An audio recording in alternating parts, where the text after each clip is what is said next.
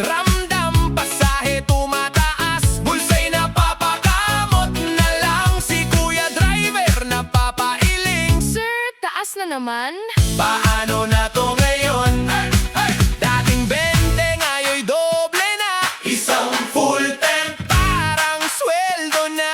Saan ka pupunta kung ang gas ay ubos? Kahit anong sipag, parang bitin pa rin, boss. Hawak ko ang manibela, pero wala nang gasolina. Paano na ang biyahe kung presyo ay grabe na? Biga pa ng biga, pero ubos na ang kita. Mataas na presyo, kami hirap na hirap na. Hawak ko ang manibela, traffic pa sa kalsada, pawis at pagod, dagdag pa problema. Sana bumaba na kahit konti lang sana, para naman guminhawa ang buhay ng masa.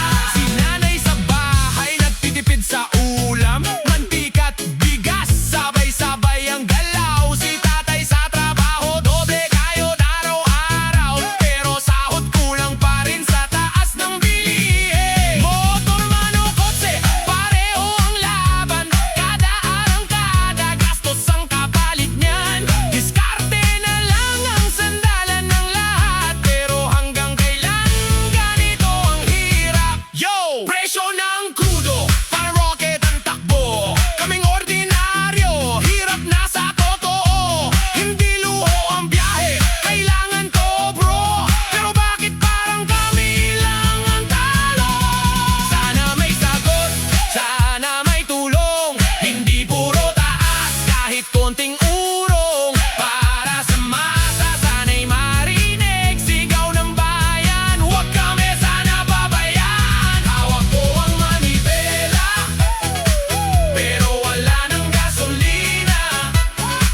Paano na ang biyahe kung presyo ay grabe na?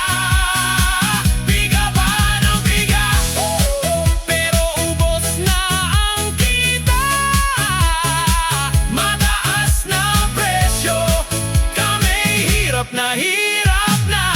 Yo! Yo! Yo! Yo! Yo! Yo!